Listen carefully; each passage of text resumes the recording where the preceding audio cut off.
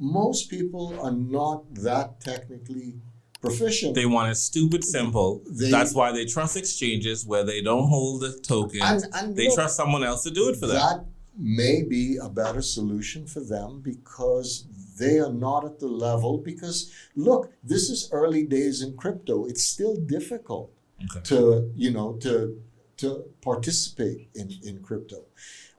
Just the same way that it was difficult to use computers when DOS first came out. True. Right? You had to sit there typing in all these prompts and stuff. It was not an easy thing. And never mind the beginning of the internet. That was like, yeah. What is .com? What do you mean I have to at whatever? What is that? Exactly. So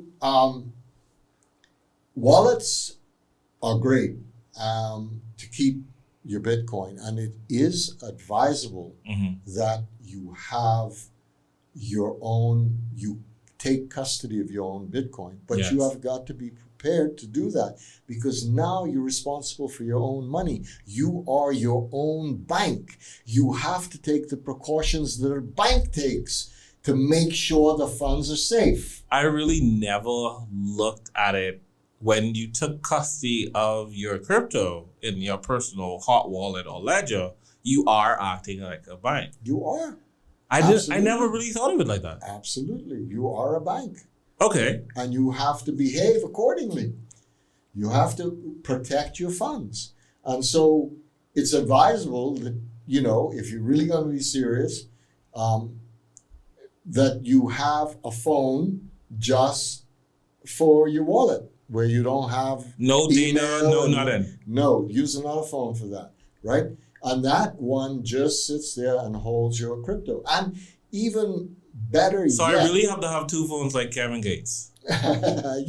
Look, even though you have you protect yourself with having your wallet on your phone, that is much more vulnerable than having what is called a cold wallet, cold storage, where you store your crypto in a separate device. A ledger. Like a ledger or a Trezor. That these are just names of different devices. But basically, these things are offline all the time. And they are almost impossible to hack. And so your crypto is far more secure on a hardware wallet because it's not going to be online like your phone is all the time, and far less susceptible to hack. So would you say, let's say this, if you are getting into the game and you're saying, hey, you know what? I am going to go in and buy me some. And I know you're Bitcoin Maximus. Only recently. But only recently. I'm going to get Bitcoin, Ethereum, BNB, Solana, and some other blue chip boys. While they're cheap, well, because they're rising, so they might not be as cheap anymore, right? I should put that on a cold storage as opposed to just putting it in a hot wallet and keeping it on an exchange. Okay, so first of all, cold storage wallets are a little bit more difficult to use, and you have got to... You got to take your time. You've got to protect your device. You got to store it somewhere where someone don't put it in a safety deposit box. Well, it depends, because then how easily can you transact with it? You got to wait for the byte to open, and you have this, I mean, you might want, if you're dealing with Bitcoin, let's say right, and you say, you know what, hey, I have this loose, just say arbitrary amount, $10,000, right? And I want to buy the $10,000 worth of Bitcoin. I'm not going to need this $10,000 right now. If you don't plan to touch it, put it in a safe deposit box. Put it someplace safe like that. Right. Every time that you initialize a wallet, a crypto wallet, you get these words that you are encouraged to write down. Yes, please. Don't type it anywhere. Yeah. Write it. Don't make photos of it. Do No. not let this get onto the internet in any way, as a photo, any. No, it's Write it write it with pen. Yep. In and the sequence that they give it to you, with the correct spelling. With the correct spelling, and so if anything happens to your wallet, whether it be a phone, whether it be the hardware wallet that you bought, you can recreate.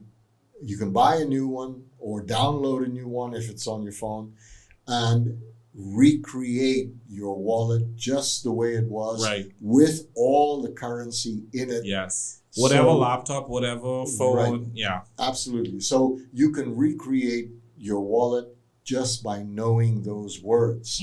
So do not lose those words, because if you do and you lose your device, you've lost all your crypto. The trick for me is to put it in your favorite book that doesn't part with you. You want to put it in your Bible?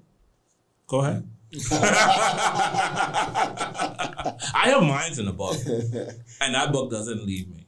It's something that I store in, and I misspell a few of the words just in case someone else comes. I would advise you against doing that, because if someone wants your crypto, they're going to come and say, "Give me your book." You know? I don't much. I don't much on the wallet. Yeah. So, don't tell people where you have this thing. All right. And Nick, you could bleep that out for me, please. Thank you. and the next thing is that when you write down these words, you should put it in a Ziploc bag so that it doesn't get wet. It doesn't get wet. Put it in a tamper-proof envelope so no one else could open it up and see it without you knowing that. This is some serious precaution. Yeah, you have to do that. And so otherwise you run the risk of losing your crypto. And is it worth it? Yeah, of course. Of course it depends. Look, if you have $100 worth of crypto, it might not be worth it. But if you got $1 million worth of crypto, yeah. What if you have $100 worth of the right crypto?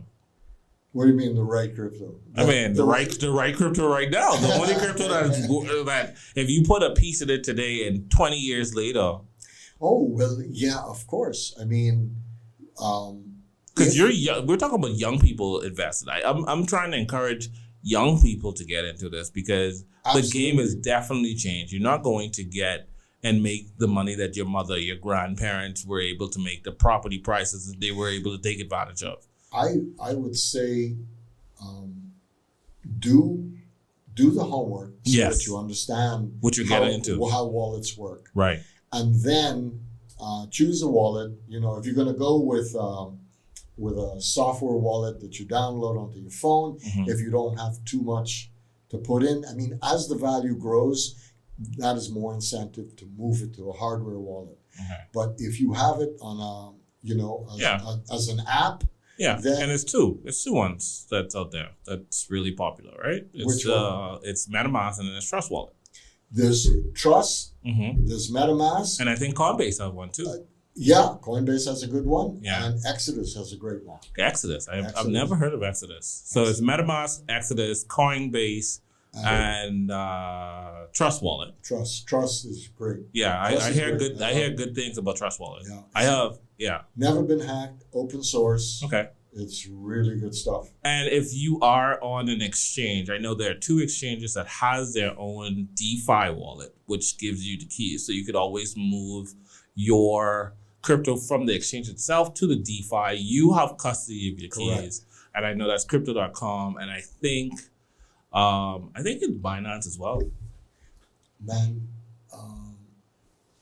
Trust and Binance formed an alliance. Okay. Right? Yeah. So you can do it with Trust. You can also do it with Exodus. With Exodus? Yeah. Okay. I don't think you can do it with Coinbase. That's some really good stuff. Yeah. That's some really good stuff. And take it from there. Do your own research. Figure out which wallet works for you. I'm not going to knock any exchanges. However, when you invest and you see what's happening, you see what happened with FTX, try and secure your own stuff. There's a risk, of course. Yeah. You know, if it's not a lot, and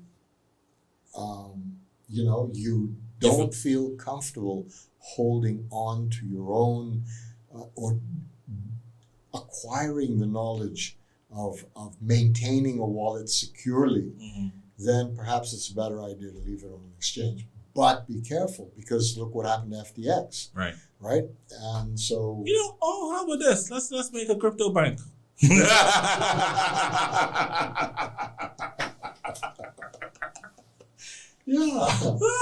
I can hold it for you. Yeah.